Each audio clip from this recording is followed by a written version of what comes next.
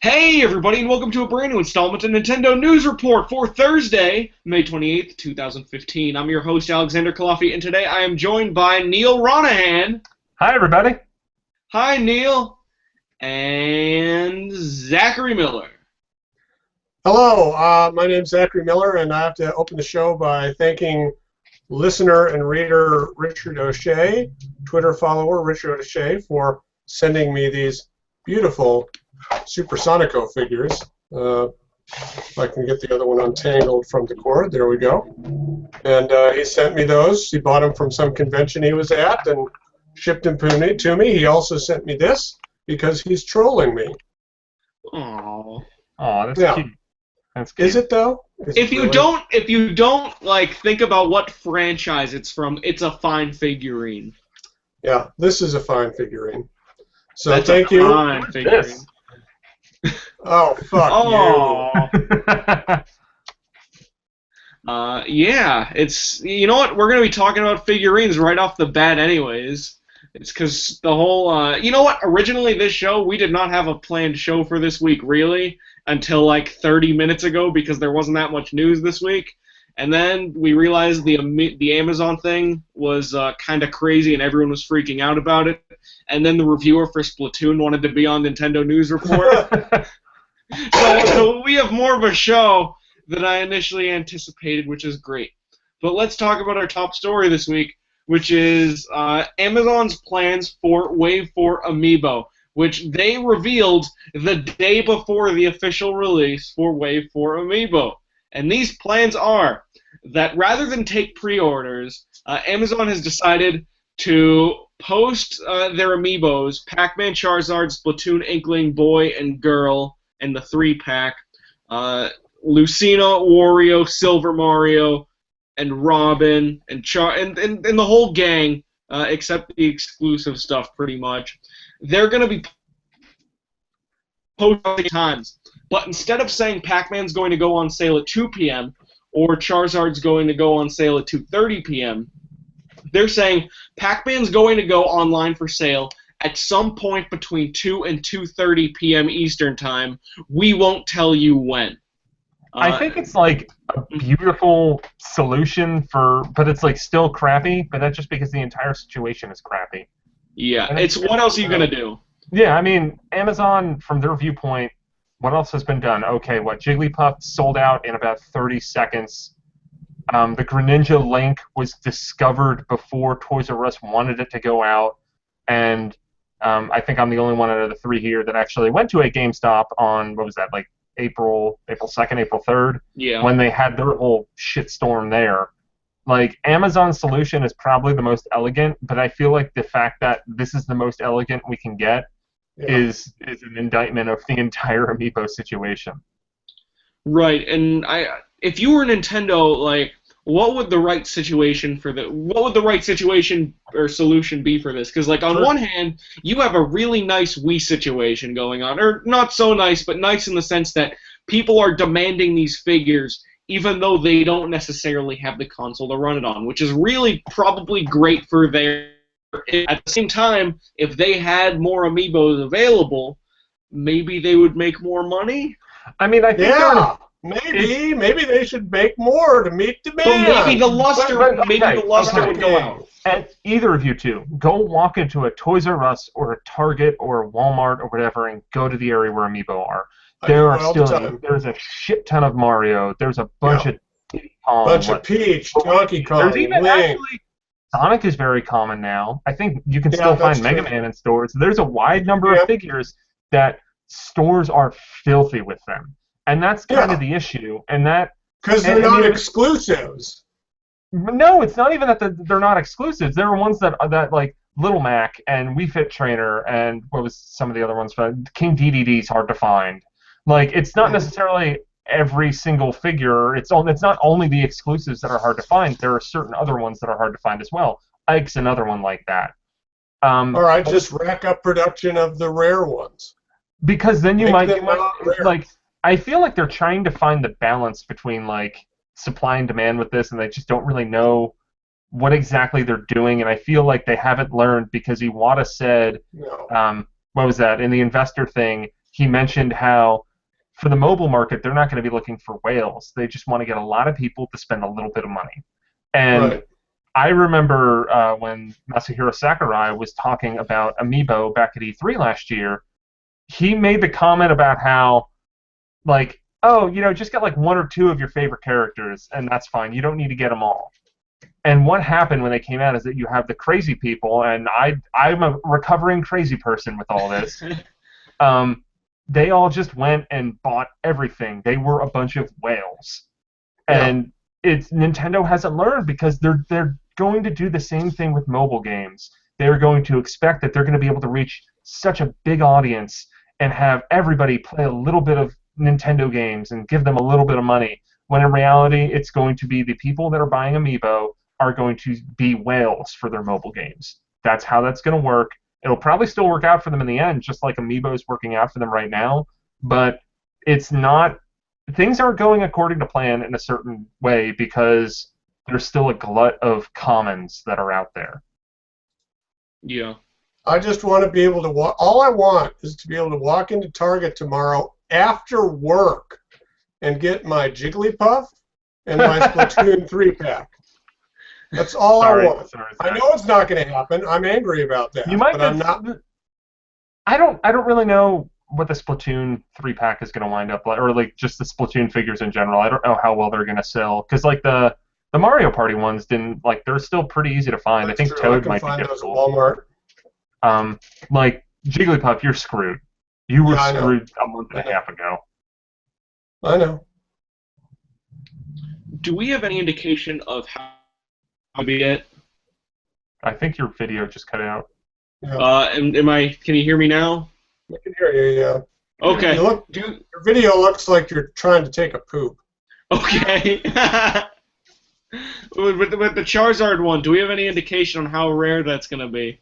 I know that there is like, I think it's Amiibo News. I follow them on Twitter. They've been kind of circulating an estimate of what each store is supposed to get, and I think that it seems like Silver Mario is going to be in pretty good supply everywhere. I think Charizard might be kind of like, I want to say, uncommon, because it seems like Lucina and Robin, which are the 2 that I want to get tomorrow, they're like that. I probably am already going to give up. Like, did you guys see that Toys R Us is selling them for $1 more? Well, that's what Toys R Us always does. I know. It's just such someone, bullshit. and I can say this now, as someone who worked at Toys R Us corporate, like, that was my goal when I started working there, was find out why the hell they overcharged for everything, and I never got an answer. I think that the answer would be something about, like, well, you know, we were the place that people go for toys. It's like, no, that's Amazon, guys. Sorry. Yeah. I remember a long time ago, crazy off topic, but I think like 10 years ago, trying to go to Toys R Us's online store just redirected you to Amazon. I think that's something that was like in the late 90s, early 2000s. Well, Toys R Us owns Toys.com as well, which was another big, like, Web 2.0 like landing page. Yeah. Anyways, just I guess to list down the times to be efficient from a news perspective. Pac-Man's 2 to 2:30 Eastern. These are Eastern. I'm almost positive. Nope, no, it's not. It's these are 2 p.m. Pacific time, 5 p.m. Eastern time. So Pac-Man's 2 p.m. Pacific. Charizard's 2:30 to 3. Splatoon Boys 3. Lucina's 3:30, Wario's 4, Splatoon Girls 4:30, Silver Mario's 5, Robin's 5:30, Splatoon 3-pack is 6, and you can find all of those in the news story on NintendoWorldReport.com. There you go. Now, Neil, I want you to tell me just a little bit about Splatoon and why you're so excited about it. It's a lot of fun. All right, moving on. That's all I got. All right, moving on. Now, I mean, it's... Would you say it's epic and wonderful and beautiful? Yes, I would use a lot of adjectives to describe this game. I mean, it's something that, like, the single player, while still on the short side, was way better than I ever could have expected. Like, the boss battles are awesome. They're so great. They feel like they're ripped out of Galaxy. They really do. I'm excited about I feel that. like I mean, I feel like that kind of sums up what you're going to get. Is that like it's still for the most part going to follow like that 3-hit Nintendo structure, but it's going to look really cool doing it. And then the multiplayer, it's just fun, and even It with was only fun on five, the test fire I played. yeah, and even with only 5 maps, like I've played, I don't know, I tried to come up with a rough estimate last week, and I said like 50 matches. At this point, I'm probably closer to 100 at this point. Wow. And it hasn't gotten old. Like I right now I'm playing on we were playing on like pre-release servers for a while, and now I'm currently playing with a bunch of Japanese people, and the occasional reviewer. I played with Lucas Thomas from Nintendo Force a little bit ago, which was nice to see a name that wasn't in katakana. Uh-huh.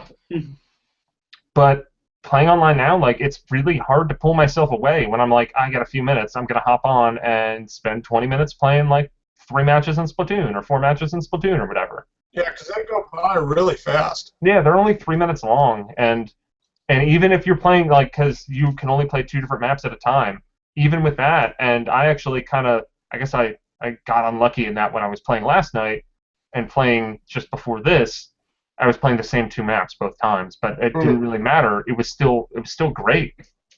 Like, because even though it's only 5 maps, like every match is so unique and different.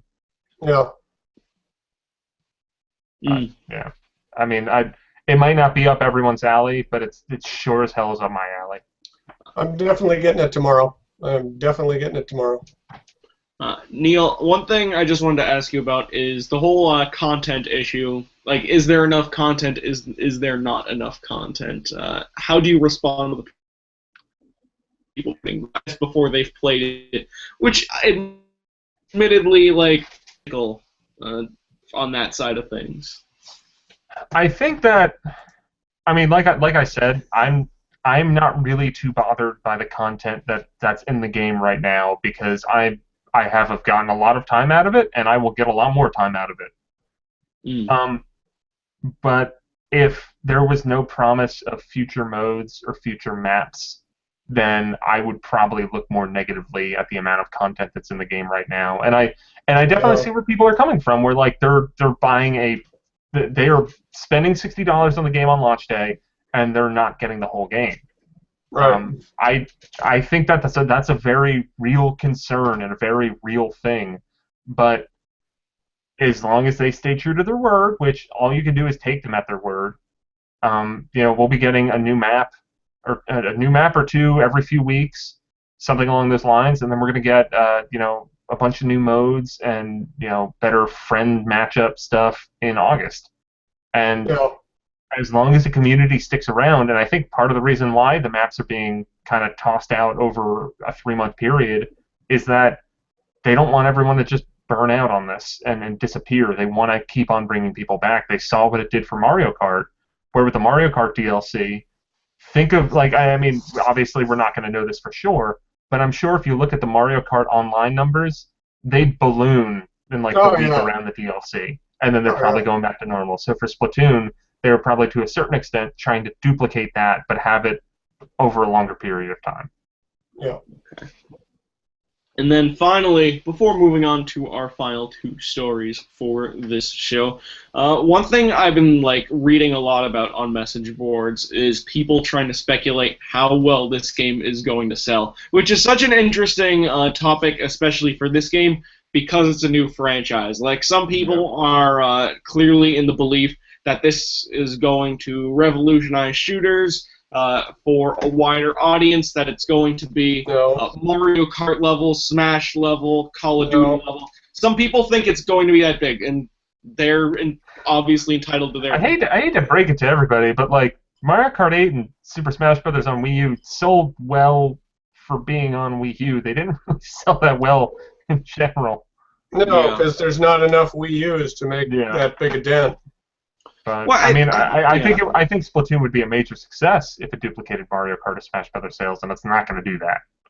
Yeah, I think 1 million is realistic. 1 million over its realistic lifespan. Yeah, like I think the goal for Splatoon is less Mario Kart and more Tomodachi life. where it's this kind of weird thing that you hope is kind of like a surprise hit. Yeah. Yeah.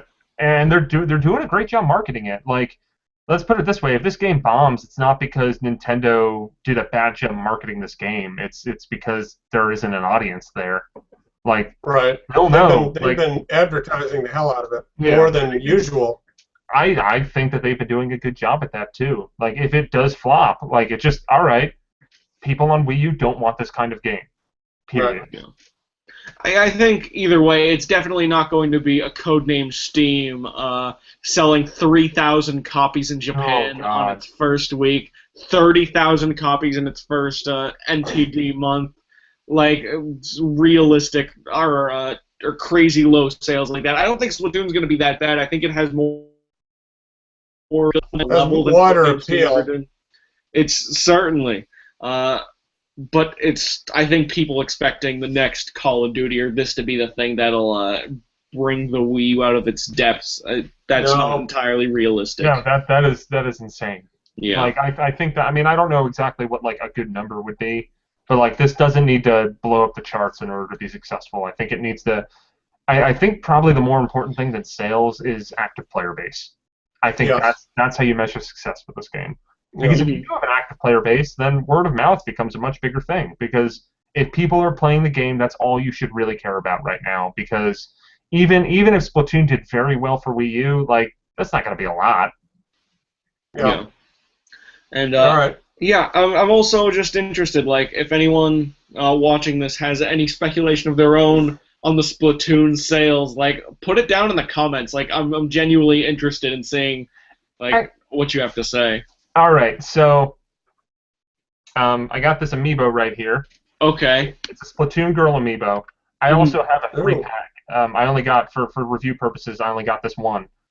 I'm going to say that... It's a real shame, Neil. God, this is I'm trying to do an on-the-fly contest here, ass.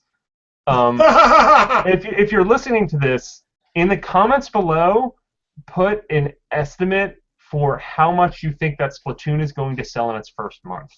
Oh, I like this the only idea. issue with this is that we don't know if we'll get that exact information, but I have a feeling that it's going to come out. So let's go. Yeah, Splatoon. I mean, it's coming out at the end of May. Splatoon for the couple days in May that it's active, and June. Put a guess for how much it sells in the comments below, and when we get the MPDs, it'll be July 15th. Put it down there. Put it in the comment there, and we'll probably check in and remind you people about this. And I will send Splatoon Girl Amiibo to the winner. Okay, so surprise Nintendo News Report contest, everybody. And also, you should probably include something other than your YouTube username, just for us to contact you with if you end up winning. Should we don't want them to put like an email necessarily, do we? No. Just if you have a Twitter handle, use that. A Twitter or a Nintendo Report username. How about either of those things? Does that work? Okay. Yeah. Cool. Yeah. Cool. So that's our contest. If you know what, we're gonna. Hopefully you understand everything. Hopefully. I will comment below.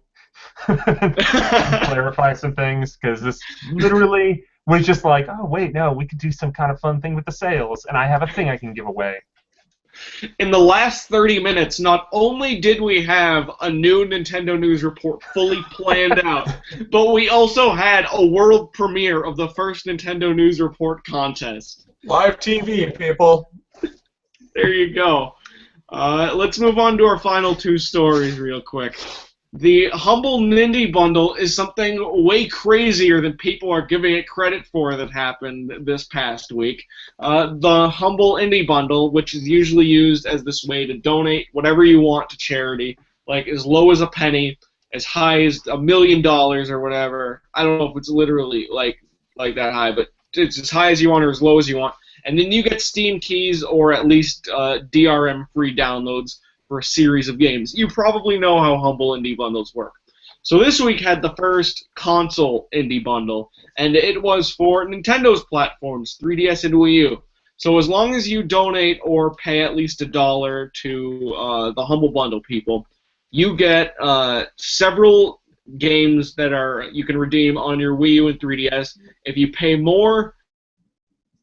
Do you want me to... I'm literally on the Humble Bundle page right now if you want me to read all Okay, yeah, you can pick this up from here. All right, so if you put... yeah, I guess, did they make it where you have to pay a minimum now? I know for this specific one, it's $1. It's for this bundle, it's $1. So if you just do $1, you'll get Guacamelee on Wii U, you'll get Woe Dave on 3DS, and you'll get Mighty Switch Force on 3DS.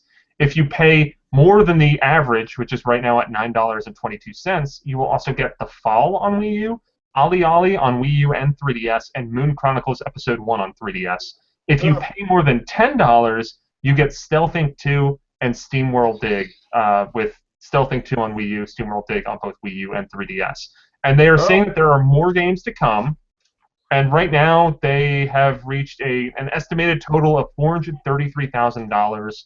There has been 46,000 purchases, and the highest contributor is the dude who probably put this together, Damon Baker from Nintendo. If I didn't have the majority of those games already, I would have jumped on this. Yeah, that's where I'm at as well. Like, looking at those games, the only one that I don't have is Ollie Ollie. I don't either. And I have that on Vita and PS4. That's all you need it on. Yep.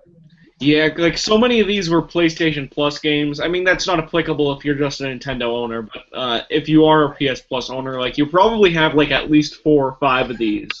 Yeah. And then like the only games are like Mighty Switch Force if you want.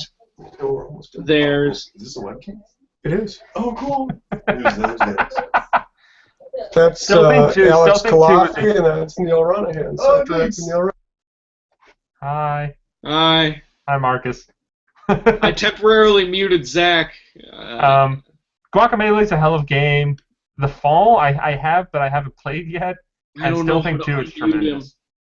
Oh no! Oh wait, is this it? Uh-oh. You don't know how to unmute him? Nope. You know what? Zach, can you hear me? Not if you can hear me. I'll kick you out of this right now. Do you just want to rejoin? You had it coming. You had this. This is your fault. All right, we can hear him now. You're back. Oh, okay. Okay, that's cool. Yeah. So like live TV. So pretty much, there's Mighty Switch Force is the only one that hasn't really been offered on a PlayStation Plus or extremely cheap on Steam, which is fine for $1. And Stealth Inc. 2 hasn't been on Plus either, because that only just came out to like PS4 and that stuff. Right, Ollie Ollie 1 has not been on PS Plus. I know that one. Yeah, Ollie Ollie 2 was. Ollie Ollie 2 was in the last month or two. I think that was a March game. But even still, I mean, if you were primarily a Nintendo person, or even like, I mean, for the price, like, shit, if there's like, you haven't gotten Stealth Inc. 2, just throw $10 at this damn thing, and like share the codes with friends. Like, I haven't gotten Stealth Inc. 2. It's a very good game. I need to play more of it. That's a lot of these games are games I have that I need to play more of. Moon Chronicles Episode 1 is the only thing that's pushing me a little bit towards beating the average. Just because, like, I've never played Moon, and I kind of wanted to. It's good. Just don't play it. Just don't play it with the C-stick. Use the stylus. Okay, it's much better that way. Oh yeah. I did not like it with the C-stick at all. But it is so cool that Nintendo got this to happen. This is really interesting that they're doing this. Yeah, I know that the indie guy at Nintendo, the dude that replaced Dan Edelman, Damon Baker, he made a comment that this took like 6 months to work out. Wow. You know what, though? If this is the kind of stuff he can pull off, something that Microsoft and Sony haven't pulled off yet, like, hopefully there's some real good things coming from this guy. And I mean, it seems like, I think it's a tragedy that Nintendo lost Edelman, but the fact that, like, Damon Baker was tweeting about this, like, that's positive. Edelman couldn't tweet. Now Damon Baker can. Yeah, Nintendo is getting better on a lot of their weak points, it seems, especially in this digital space. Anyways, bring Bravely Second was West, and I'm not sure. Like, it doesn't count as a leak, but I'm not sure if it was intended to be announced or not, because this was Bravely Second's producer, Tomoya Asano. He, oh boy, it's only focused on Zach's face right now. Okay, that's Hello, better. my baby. Hello, my honey. Hello, my ragtime gal. Sorry. So, it was the Bravely Second producer, Tomoya Asano. He said that the game being localized is not an if, but a when. And they made it sound like that he specifically said that the group is only thinking about the Western release of Bravely Second at this time. Was there ever any doubt that it was coming to the West? I think there it was. wasn't announced. It has never been officially announced, but I don't think there was really, at least for me, there was no concern as to if it was going to come over. But yeah, I mean, like you said, I kind of expected it was not an if, it was a when, because Bravely Default sold very well.